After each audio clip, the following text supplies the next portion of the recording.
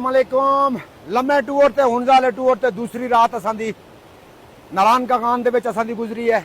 पहली रात असां एबटाबाद गुजारी है, दूसरी असां दी नारायण कागान दे विच ही और हुण असीं इत्थों अगां बाबू सर टाप वाले पासे वैसां ते राती काफ़ी मौसम ठंडा आया, काफ़ी ठंड ही।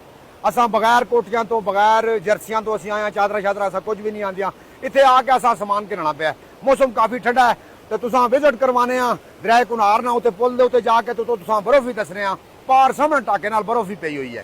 पुल नारायण कागान वाला दरिया कुनार ये आ रहा है, ये परला एरिया जो है वो सैफुल मलूक वाला है, वो सामने बर्फ पई हुई है पहाड़ी के उत्ते।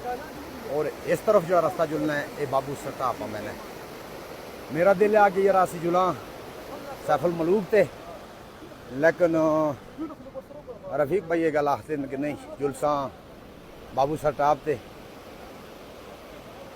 फिर मिस हो गया असा को सैफुल मलूक, क्योंकि असी बाबू सर टाप वाले पासा वैसा ये पुल है दरिया कुनार वाला और ये थले बाजारी है जिते असा रात स्टे की है।